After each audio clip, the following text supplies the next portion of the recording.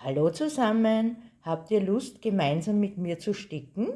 Dann seid ihr hier genau richtig und in diesem Sinne herzlich willkommen auf meinem Kanal Kreuz Dame und herzlich willkommen zu einem neuen Stickzeit-Video. Und zwar Stickzeit Nummer 15. Heute möchte ich euch mitnehmen an diesem niedlichen Eichhörnchen. Es ist von der Marke Joy Sunday und ich habe es in einer Kooperation von VIP Cross Stitch erhalten.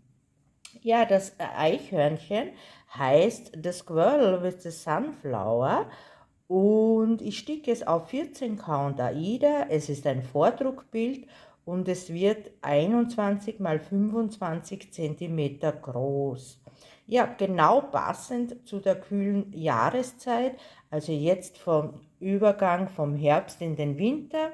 Ja, das kleine Eichhörnchen mit dem Schal und mit der Sonnenblume sieht total niedlich aus. Ich zeige euch jetzt, wie weit ich schon gekommen bin, denn ich habe es ja schon angestickt. Und zwar sieht das so aus. Ja, ich habe es schon im Rahmen. Ich weiß nicht, ob man das erkennen kann. Ich habe hier unten das Gras, also hier diese grüne Fläche bereits gestickt. Das sind alles Halbstiche und dann bin ich ein bisschen darauf gegangen, auch hier am Rand des Schwanzes, hier sind es Halbstiche. Ich zeige euch mal von hinten, wie das aussieht. Ja, dann sieht man es besser. Auch hier habe ich noch ein bisschen von dem Blatt gestickt. Und wie gesagt, unten das Gras und dann bin ich darauf gegangen. Das sind alles Halbstiche, die ihr hier seht. Ja, und jetzt werden wir wahrscheinlich in diesem Bereich weiter sticken. Und dazu baue ich jetzt alles um und dann kann es auch gleich weitergehen. Bis gleich. So, da bin ich auch schon wieder. Ich habe jetzt alles vorbereitet und wir werden diese orangen Felder sticken, die ihr hier seht. Also am Rand sind es ja schon die Halbstiche und jetzt kommen noch die vollen Kreuze. Und zwar dieses Orange ist die Farbe 2. Hier seht ihr es. Und das ist DMC Nummer 301. Also ein Braunton. Ich bereite mir den Faden nun vor. Ja, das wird wahrscheinlich jetzt nur ein kurzes Stickzeitvideo werden und es ist auch das letzte Video, bevor ich in den Urlaub gehe. Also das letzte Stickzeitvideo, denn es wird am Freitag noch ein Unboxing geben, aber das ist dann tatsächlich das letzte Video vor meinem Urlaub.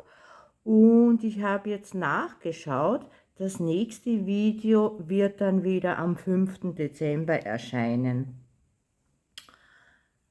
Und ja, auch das wird ein Unboxing-Video sein.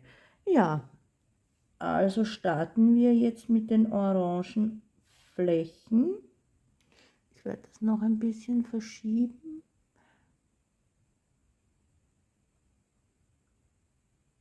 Dann kann ich hier oben starten und mich nach unten arbeiten.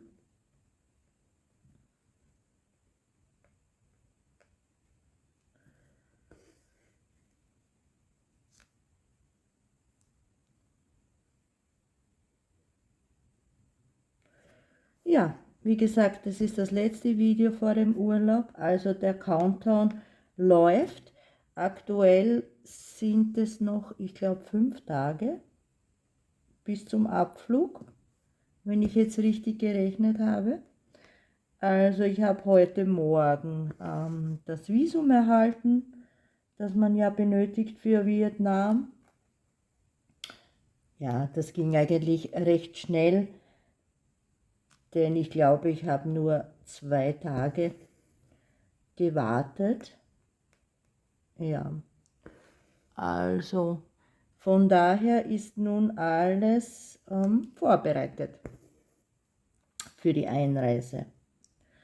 Ja, jetzt überlege ich natürlich, was ich mir an Stickbildern mitnehmen könnte.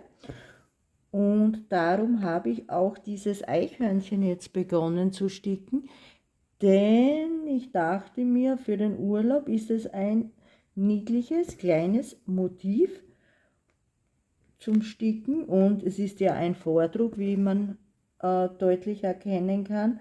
Und ich denke mir, Vordruck ist natürlich am passendsten für den Urlaub.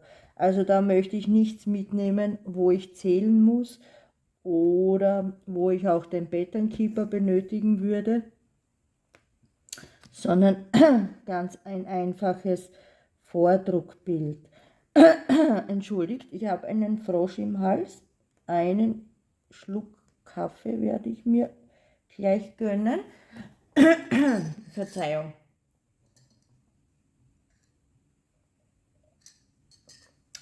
Ja, und jetzt dachte ich mir, wie gesagt, ich werde dieses Bild mitnehmen in den Urlaub.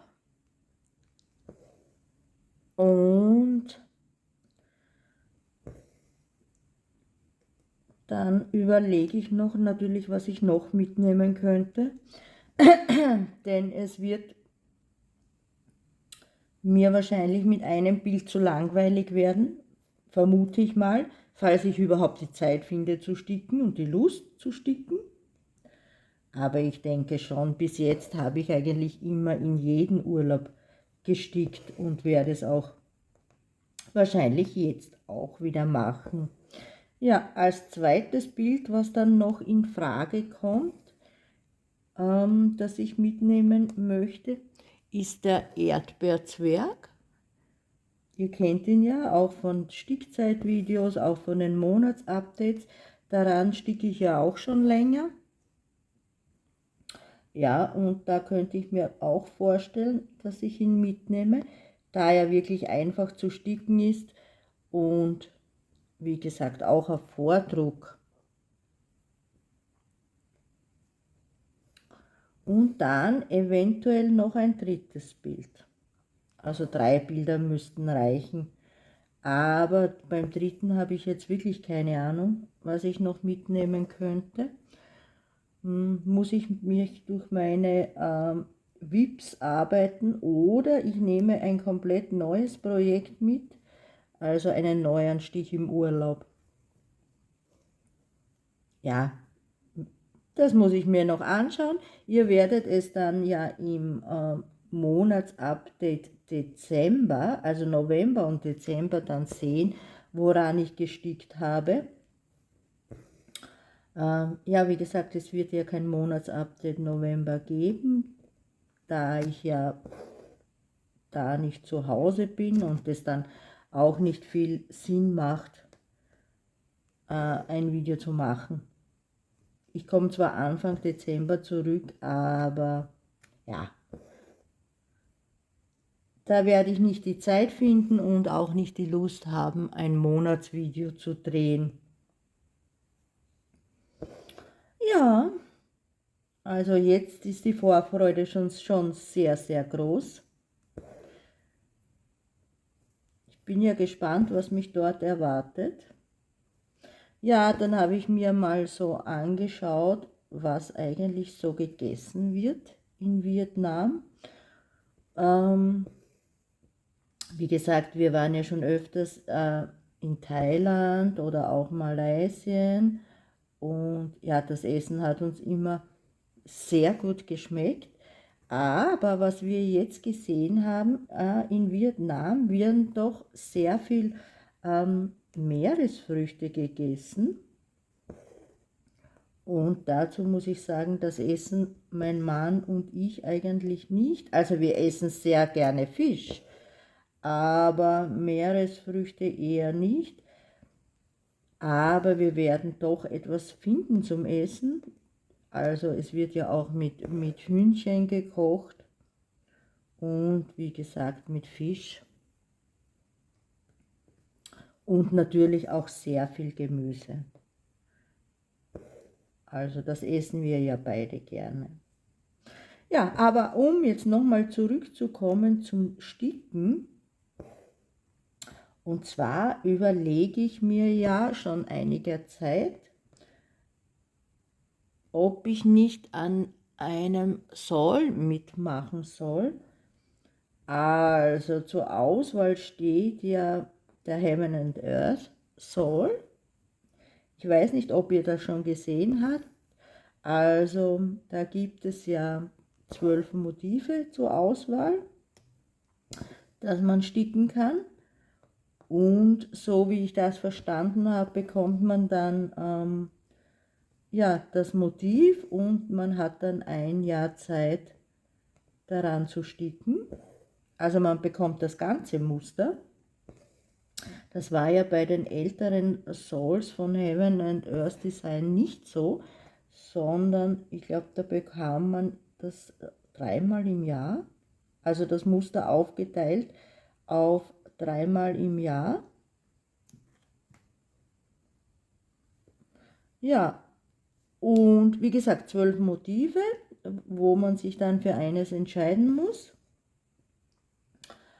Und jetzt bin ich natürlich am Überlegen, ja, ob ich daran teilnehmen soll oder dann gibt es ja noch einen weiteren Soul und der ist von The Cross Stitch Studio. Und da funktioniert das ein bisschen anders, nämlich, Moment, ich muss kurz schauen, ja, das passt, ob ich da keinen Blödsinn sticke, ob ich da nicht meine halben Kreuze zu vollen Kreuze mache. Das soll nämlich nicht so sein. So, ich rutsche wieder ein bisschen. Ich bin ein bisschen verrutscht. Ich muss kurz einen Blick in die Anleitung werfen, ob das nun passt oder nicht passt. Aber soweit sieht das jetzt gut aus. Ja, wo bin ich stehen geblieben? An dem Soul von der Cross Stitch Studio. Und ja, da bekommt man, ich glaube, alle 2 Wochen einen Teil des Musters. Und dieser Soll geht nicht über das ganze Jahr, so wie bei Heaven and Earth, sondern über 1,5 Jahre, also über 18 Monate. Und es wird natürlich ein größeres Bild. Aber wie gesagt, jetzt bin ich unschlüssig, wofür ich mich entscheiden soll. Also ich habe ja bei The Cross Stitch Studios schon 2-mal mitgemacht, oder? Ja, ich glaube 2-mal war es. Einmal war es damals das Mechanical Seahorse, also das Seepferd, so im Steampunk Look. Und zum Zweiten war es dann die Rose, die Peppermint Rose. Die kennt ihr vielleicht auch von meinem Monatsupdate, denn die ist leider noch nicht fertig. Also ja, das Problem an den ganzen Souls ist, dass ich meistens dann mit der Zeit das Interesse daran verliere und natürlich wieder an anderen Bildern sticken möchte. Das heißt, ich schaffe es natürlich nicht mitzuhalten. Aber ja, das ist ja kein Muss. Man kann ja die Bilder dann auch später fertig sticken. Ja, soweit meine Überlegungen. Vielleicht entscheide ich mich auch an keinem Soul teilzunehmen, aber es ist halt schon verlockend. Es gibt so schöne Bilder. Wie gesagt, das Motiv von der Cross Stitch Studio, also der Soul heißt Foxy Christmas und man hat einen Ausschnitt zu sehen bekommen und das ist ja total niedlich. Also es wäre wieder ein Fuchs Das kann man soweit erkennen, den Rest natürlich nicht, denn es ist ein Mystery Soul. Also ja, sehr spannend. Mal schauen. So, also wie ihr seht, meine halben Stiche entsprechen immer dem Grundstich. Einfach aus dem Grund, damit das Ganze auch dreidimensionaler wirkt. Denn wenn ich die Stiche so machen würde wie den Deckstich, dann würde das nicht sehr viel Unterschied machen. Und ja, es würde nicht so dreidimensional wirken wie in dieser Art, wo man eben den halben Stich entsprechend dem Grundstich macht. So.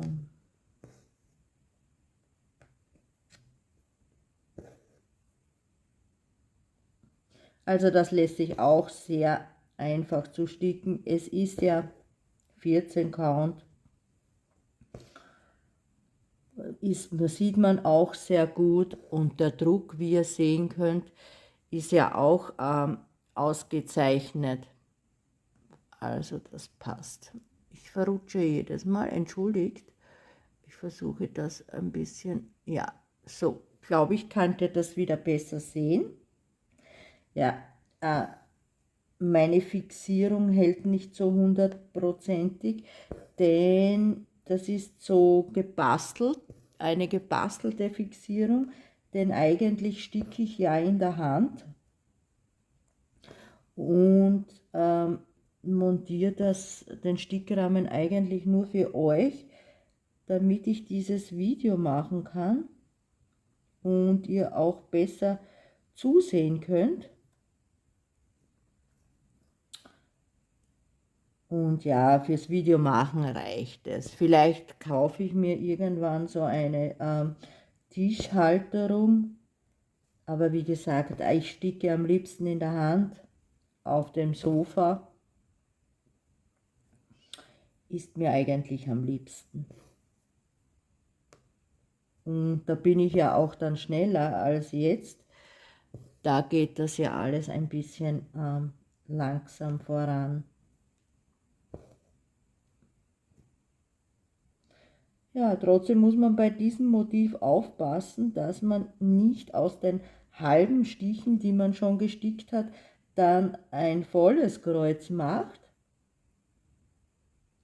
Da besteht ja die Gefahr, wenn man nicht aufpasst. Aber ich glaube, sollte das passieren, wird man es wahrscheinlich am Ende auch nicht erkennen. Denn es kommen ja noch eine Menge an Backstitches dazu. Also wirklich sehr viele Backstitches. Und die werden dann die halben Stiche und auch die vollen Stiche zum Teil verdecken.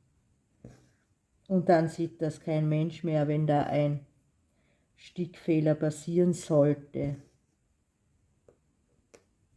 So.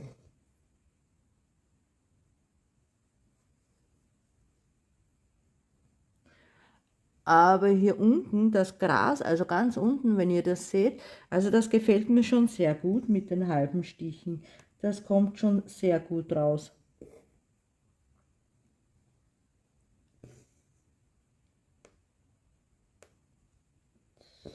Ja.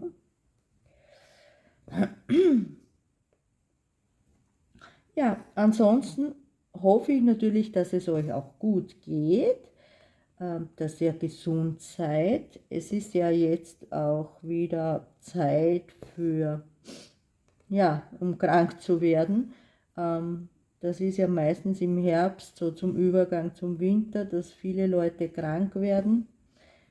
Ich hoffe, dass es euch nicht trifft und solltet ihr krank sein, dann wünsche ich euch natürlich gute Besserung, dass ihr bald wieder fit seid und hoffentlich nicht zu ernsthaft krank seid.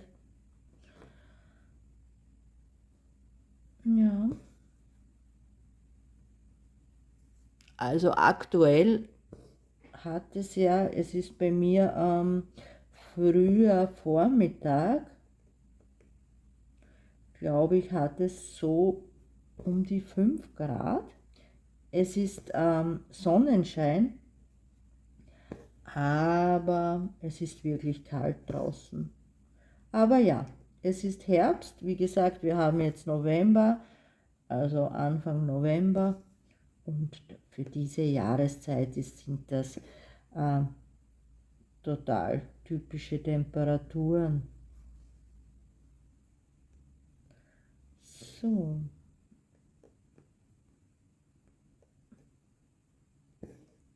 Ja, ich hoffe natürlich, wenn ich dann von meinem Urlaub zurückkomme, dass ihr noch da seid, dass ihr Geduld habt, denn ja, auch ich brauche eine Auszeit vom Videodrehen, nicht nur von der Arbeit, um dann wieder frisch durchstarten zu können.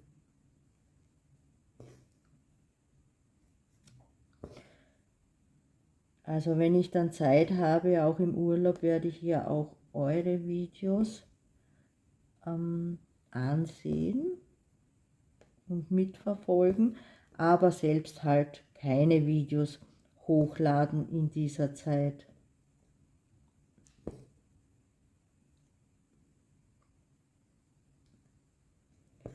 Ja, dann der Faden verstickt sich eigentlich sehr schnell.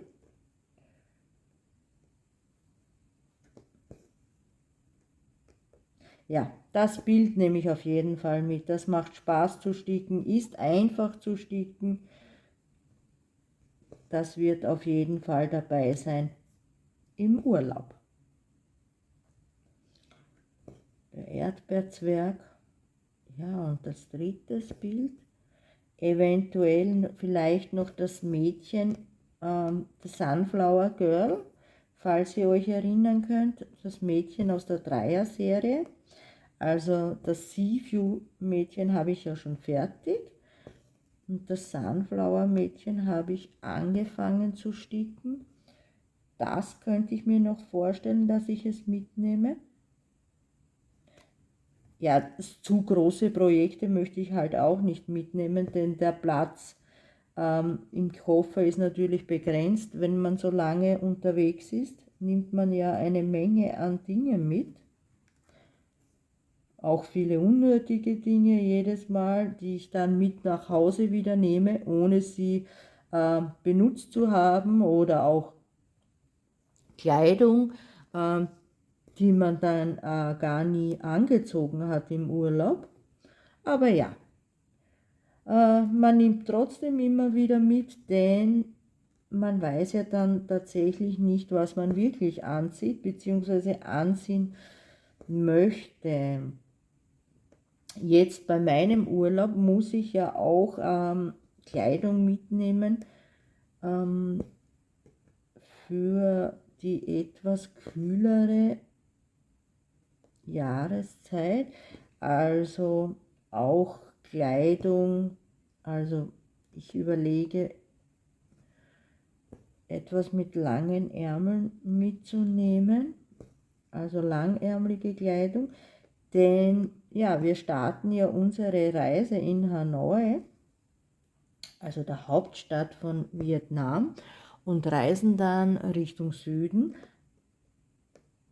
Und im Norden ist es tatsächlich wesentlich kühler als im Süden. Das heißt, ja, die Temperaturen sind jetzt nicht unbedingt Badetemperaturen. Ich würde sie eher so als Frühlingstemperaturen bezeichnen. Und ja, da werde ich mir wahrscheinlich etwas Langärmliches mitnehmen. Ja, und dann sehen wir uns natürlich auch so religiöse Tempel an. Und ja, da muss man sowieso die Schultern bedeckt haben, wenn man diese betritt. und auch die Knie müssen bedeckt sein. Das heißt also, mit kurzer Hose ist da nicht, sondern ja, ich habe da einen langen Rock, der passt, den werde ich dann dort anziehen. Ja, und dann, wie gesagt, reisen wir ja in den Süden und im Süden ist dann richtiges Badewetter, also über 30 Grad. Das wird dann der Abschluss der Reise sein, wo wir noch ein paar Tage, also genau genommen 10 Tage verbringen. Wir haben dort einen Bungalow direkt am Meer gebucht und ja, das wird der Abschluss der Reise dann sein. Ja, ich schaue mal, ich überlege mal, vielleicht zeige ich euch ein paar Fotos, wenn ich wieder zurück bin. Aber ich muss gestehen, ich bin nicht der große Fotograf und mache eigentlich immer sehr wenig Fotos meiner Reisen. Mein Mann macht eigentlich gar keine Fotos. Und ja, dann gibt es meistens nicht so viel zum Zeigen. Aber ja, mal schauen. Vielleicht gibt es dann was zum Sehen, wenn ich wieder zurück bin. So, Faden hat sich natürlich wieder ausgefädelt, da er schon sehr kurz ist. So. Ah ja, und dann nehme ich ja diesen Fadenabschneider mit, den habe ich euch ja schon mal gezeigt, dieses runde Ding, den eventuell werde ich im Flugzeug sticken, aber das weiß ich noch nicht so genau, denn der erste Flug ist ein Nachtflug, also da werde ich versuchen zu schlafen und beim Rückflug, ja, da könnte es sein, dass ich eventuell sticken werde. Ich habe bis jetzt noch nie gestickt im Flugzeug, aber ich werde das vielleicht, je nachdem wie viel Platz auch ist im Flugzeug, werde ich dann sticken. So, Faden möchte ich beenden mit einem Pinstitch. Der Stoff ist sehr hart, ich komme da ganz schwer zwischen die Fäden, aber es passt. Ja, geschafft. So, ihr seht, es ist nur ein ganz kleiner Rest übrig. So, den schneide ich nun ab. Ja, und ich denke, das reicht auch. Also wie gesagt, das letzte Stickzeit-Video vor meinem Urlaub. Dann bedanke ich mich bei euch, dass ihr wieder mit dabei wart. Und würde mich wirklich sehr freuen, wenn wir uns nach dem Urlaub auch wieder hören oder sehen und dass ihr bei meinem nächsten Video dann auch dabei seid. Also ein Video gibt es noch, also ein Unboxing-Video und wir sehen uns dann wieder im Dezember. Bis dahin wünsche ich euch eine schöne, gute Zeit, bleibt gesund. Bis dann, tschüss.